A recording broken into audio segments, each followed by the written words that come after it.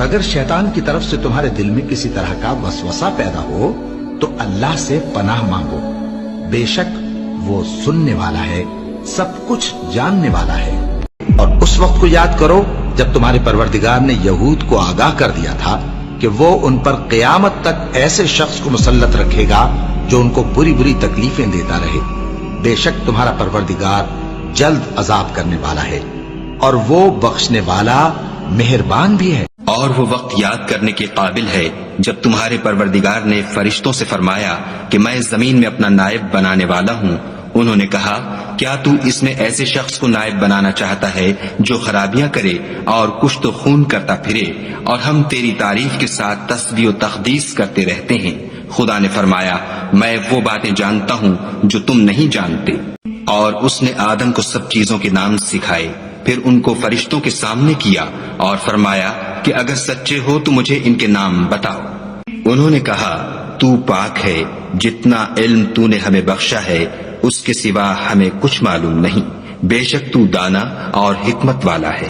तब खुदा ने आदम को हुक्म दिया कि आदम, तुम इनको उन चीजों के नाम बताओ। जब उन्होंने उनको उनके नाम बताए, ए पैगंबर, तुम देखोगे कि मोमिनों के साथ सबसे ज्यादा दुश्मनी करने वाले यहूदी और मुशरिक हैं, और दोस्ती के लिहाज से मोमिनों से करीब तर उन लोगों को पाओगे जो कहते हैं कि हम नसारा हैं। ये इसलिए कि इनमें आलिम भी हैं और मशाइख भी, और ये कि ये तकब्बुर नहीं करते। और जब उस किताब को सुनते हैं जो इस पैगंबर मोहम्मद सल्लल्लाहु अलैहि वसल्लम पर नाजिल हुई, तो तुम देखते हो कि इनकी आंखों से आंसू जारी हो जाती हैं, इसलिए कि इन्होंने हक बात पहचान ली। और ये अल्लाह की जनाब में अर्ज करते हैं कि ऐ परवरदिगार, हम ईमान ले आए, सो तू हमको मानने वालों में लिख ले। क्या वो लोग जिनके दिलों में बीमारी है ये ख्याल किए हुए हैं कि अल्लाह उनके कीनों को जाहिर नहीं करेगा? और अगर हम चाहते तो वो लोग तुमको दिखा भी देते और तुम उनको उनके चेहरों ही से पहचान लेते, और तुम उन्हें उनके अंदाज़े गुफ्तगू ही से पहचान लोगे, और अल्लाह तुम्हारे अमाल से वाकिफ है। अल्लाह ने न तो कोई बहीरा मुकर्रर किया है और न कोई साहिबा और न कोई वसीला और न कोई हामी, लेकिन काफिर अल्लाह पर झूठ बांधते हैं और ये अक्सर अक्ल से काम नहीं लेते। शुरू अल्लाह का नाम लेकर जो बड़ा मेहरबान निहायत रहम वाला है।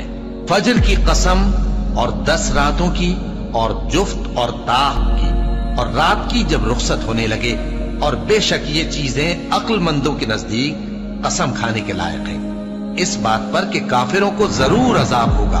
क्या तुमने नहीं देखा कि तुम्हारे परवरदिगार ने कौम आद के साथ क्या किया, जो इरम कहलाते थे, दराज कद मानंद सुतूनों के तमाम मुल्क में ऐसे पैदा नहीं हुए थे।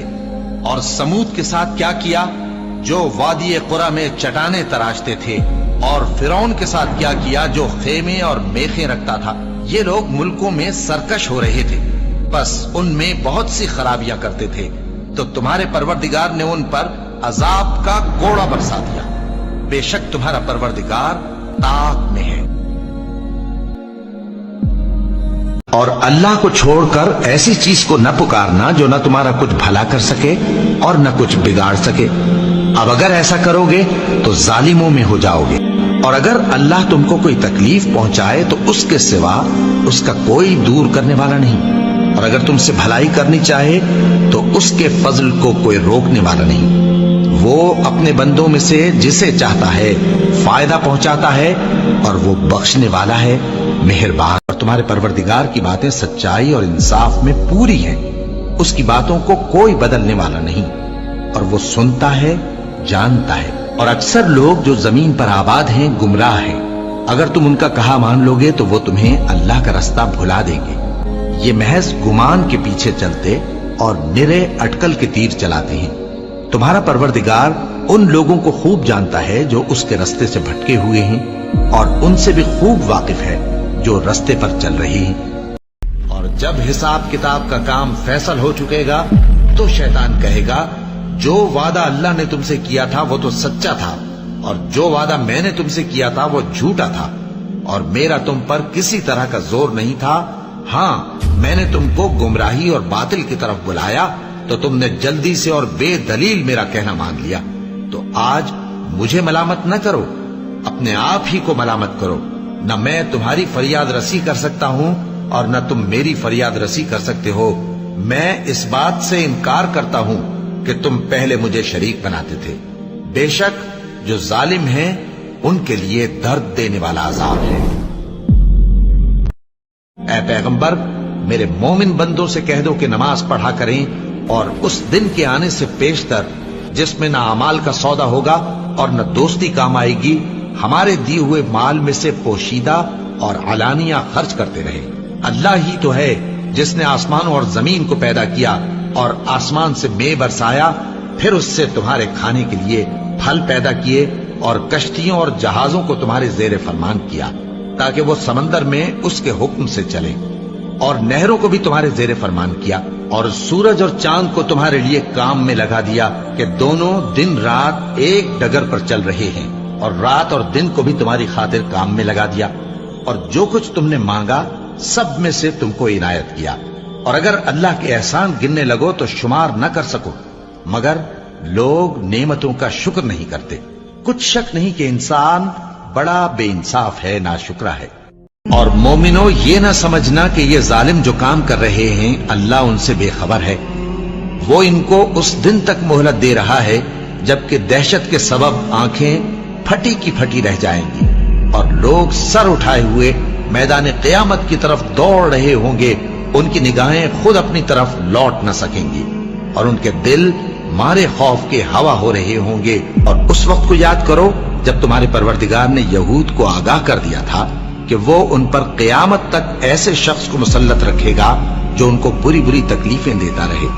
بے شک تمہارا پروردگار جلد عذاب کرنے والا ہے اور وہ بخشنے والا مہربان بھی ہے. اب کیا جو لوگ بری بری چالیں چلتے ہیں اس بات سے بے خوف ہیں کہ اللہ ان کو زمین میں دھسا دے یا ایسی طرف سے ان پر عذاب آ جائے جہاں سے ان کو خبر ہی نہ ہو، یا ان کو چلتے پھرتے پکڑ لے تو وہ اللہ کو عاجز نہیں کر سکتے، یا جب ان کو عذاب کا ڈر پیدا ہو گیا ہو تو ان کو پکڑ لے؟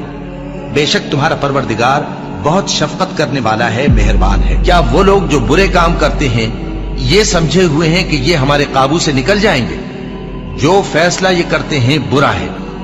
یہ لوگ اپنی تدبیروں میں لگ رہے ہیں اور میں اپنی تدبیر کر رہا ہوں، اور میں ان کو مہلت دیے جاتا ہوں، میری تدبیر بڑی مضبوط ہے.